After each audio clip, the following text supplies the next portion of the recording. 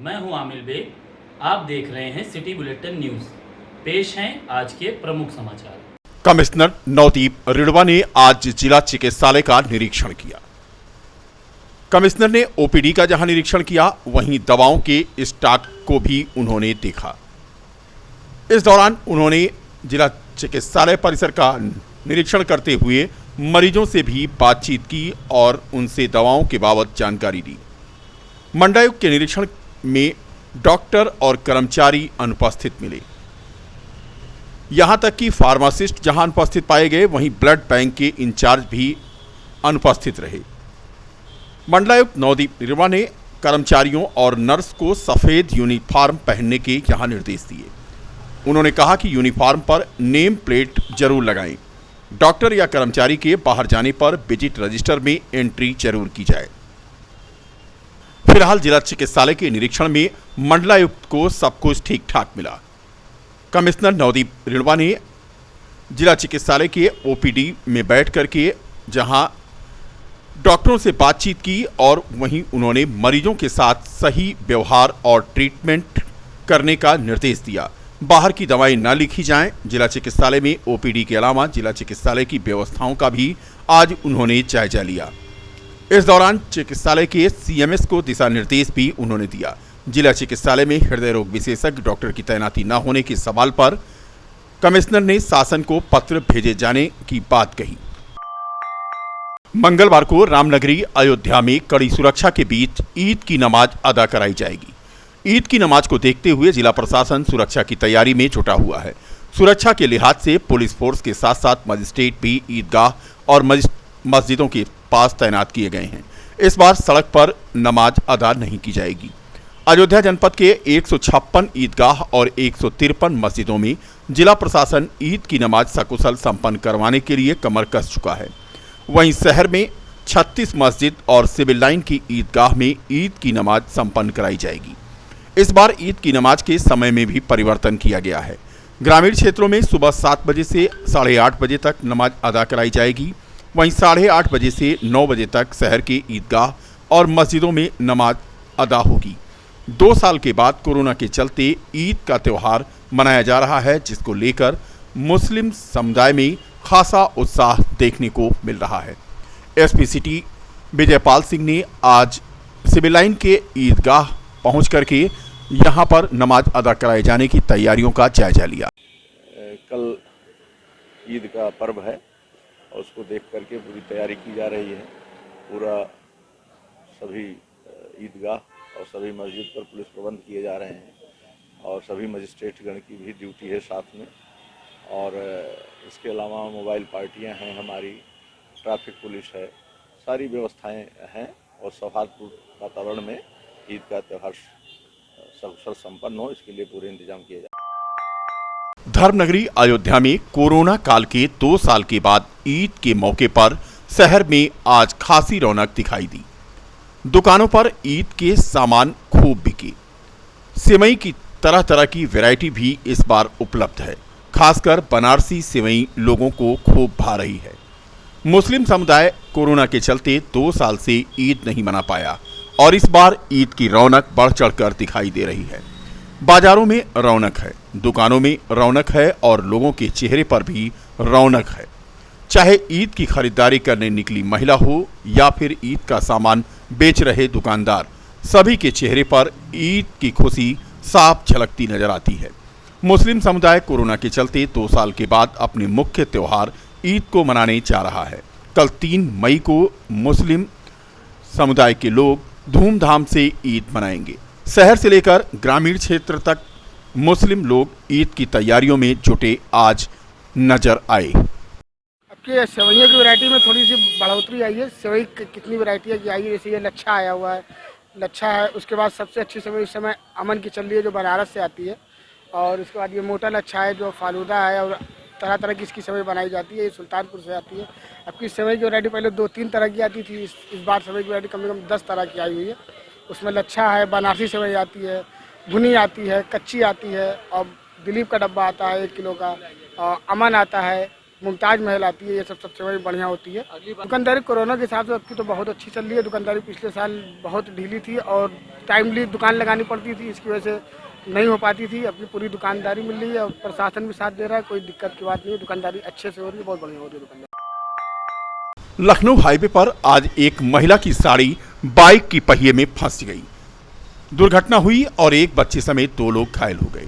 थाना रौनाही के रामगोपाल तिवारी के 28 वर्षीय पुत्र धर्मेंद्र तिवारी अपनी बहन और भांजी को बाइक पर बिठाकर उसके ससुराल पिलखावा छोड़ने जा रहे थे कि सोहावल टोल प्लाजा के आगे लखनऊ रोड पर बाइक की पहिए में साड़ी फंस जाने की वजह से बाइक अनियंत्रित होकर डिवाइडर से जा टकराई, जिसमें गाड़ी पर सवार धर्मेंद्र और उनकी बहन तथा भांजी तीनों गंभीर रूप से घायल हो गए। घायलों को आनन फानन में एम्बुलेंस के जरिए जिला चिकित्सालय लाया गया, जहां पर उनका इलाज चल रहा है। जहां एक ओर आवारा पशुओं के कारण गोवंश के संरक्षण में आए दिन किसानों को समस्या झेलना पड़ रहा है, वहीं दूसरी ओर वृद्ध गाय की मृत्यु हो जाने के बाद बीकापुर तहसील के बहिउद्दीनपुर में गाय को कफन दफन करने के बाद बाकायदा उसकी 13वीं संस्कार करके गौ संरक्षण की अद्भुत मिसाल पेश की गई। बता दें कि बीकापुर तहसील क्षेत्र के बहिउद्दीनपुर मजरे दुबौलिया गांव के रहने वाले राम नारायण पुत्र राम आसरे की एक गाय वृद्धावस्था के कारण असहाय हो गई, जिसे राम नारायण तथा उसके परिवार वालों ने हफ्तों देखरेख करके उसकी सेवा की। बेसहारा वृद्ध गाय जब मर गई तो राम नारायण ने ग्रामीणों के सहयोग से बाकायदा मृत गाय को कफन दफन करके उसकी 13वीं संस्कार आयोजित कर उसे श्रद्धांजलि दी। निश्चित रूप से यह घटना उन तत्वों के मुंह पर तमाचा है जो अपने पशुओं को बेसहारा छुट्टा छोड़कर चैन की नींद सो जाते हैं। यह उन लोगों को भी नसीहत देती एक कहानी है जो गौ तस्कर के जरिए बेजुबान जानवरों की हत्या कर अपना व्यवसाय चलाते हैं। गौ सेवा की इस संस्करण के बाद स्थानीय प्रशासन भी छेप जाने वाली मुद्रा में दिखाई दे रहा है। बता दें कि लाख इंतजाम के बाद गौशालाओं में गौ वंश का उत्पीड़न और उसकी तस्वीर आए दिन आती है, अव्यवस्थाएं भी देखने को मिलती हैं। ऐसे में गौ सेवा की मिसाल पेश करती ये कहानी निश्चित रूप से लोगों को प्रेरणा देगी। यहाँ हमारे यहाँ ग्राम सभा उद्दीनपुर में मजरे दुबौली में श्री राम आसरे यादव जी के यहाँ जो आज के 13 दिन पहले एक गौ माता की मृत्यु हो गई थी, उसकी 13वीं संस्कार आज ब्रह्मभोज के उपलक्ष्य में किया जा रहा है। हमें राम आसरे के यहाँ एक गाय थी जो काफ़ी वृद्ध हो गई थी, लगभग 12-13 साल से रहती थी। इसके बाद ख़त्म हो गई, उसका दाह संस्कार मिट्टी किया। आज 13 दिन के बाद 13वीं संस्कार में उसका आत्मा की शांति के लिए भोज रखा गया हुआ है, जो आज सब लोग राम मंदिर और नव्य भव्य अयोध्या के निर्माण की नित्य प्रशस्त होती प्रक्रिया के साथ लुप्त प्राय नदी त्रिलोदकी के पुनर्जीवन की भी उम्मीदें अब सजने लगी हैं। राम मंदिर के कायाकल्प की प्रक्रिया के बीच गत वर्ष तत्कालीन जिलाधिकारी अनुज कुमार झा ने त्रिलोदकी के पुनर्जीवन से जुड़ी जरूरतों की ओर भी ध्यान दिया और उन्हीं के प्रयास से यह नदी नए सिरे से चिन्हित की जा सकी। त्रिलोदकी का उद्गम अयोध्या जिले के ही सोहावल तहसील अंतर्गत पंडितपुर गांव माना जाता है, जहां रमणीय ऋषि का आश्रम था। नदी का प्रवाह भले ही बाधित हो रहा हो, लेकिन राजस्व विभाग के सर्वे में मिली कई झील और तालाबों से त्रिलोदकी का अस्तित्व स्वयमेव परिभाषित हुआ। सर्वे में यह भी स्पष्ट हुआ कि त्रिलोदकी 47 किलोमीटर की यात्रा तय करके पुण्य सलिला सरजू में विसर्जित होती है और इस दौरान त्रिलोदकी सोहावल तहसील के गौरा बभनान, अर्थर, पंडितपुर, भिखारीपुर, मोइया कबीरपुर ग्राम सभा से होती हुई मसोधा ब्लॉक के हुसेपुर, मानापुर, पल्लीपुर, सरियामा, गोपालपुर, मऊ, यदवंशपुर, टोनिया एवं पूरा ब्लॉक के गंजा, जनौरा, भीखापुर, रानोपाली, आशापुर, मक्खापुर, तकपुरा, जियनपुर, हैबतपुर, बाग विदेशी, काजीपुर, जयसिंहपुर, आसिफ बाग, तिहुरा, रामपुर, हरवारा आदि गांवों से होकर प्रवाहित होती थी। मान्यता है कि यह नदी श्री राम के समकालीन थी और श्री राम इस नदी के तट पर आमोद प्रमोद के लिए आया करते थे। इसी नदी के साथ इससे जुड़ी आस्था भी युगों से प्रवाहमान थी। रामनगरी के ईशान कोण पर स्थित सीताकुंड के समीप इस नदी के घाट पर आषाढ़ पूर्णिमा के दिन वार्षिक स्नान का भी विधान रहा है। फिलहाल त्रिलोदकी के पुनर्जीवन और अब उसके अस्तित्व को लेकर के संघर्ष चल रहा है और इससे उम्मीद जग गई है कि इसका कायाकल्प जल्द ही होगा। पूला करंदर थाना क्षेत्र के माधोपाल विद्या मंदिर के पास आज एक 40 वर्षीय व्यक्ति का शव मिला, जिसकी पहचान लल्लन बेग निवासी मैनुद्दीनपुर थाना पूरा कलंदर के रूप में हुई। वह नशे का आदी था। सुबह शव के पास इंजेक्शन और नशे की सामग्री पुलिस ने बरामद की थी। 1 मई को सुबह वह घर से निकला था और आज उसका शव मिला।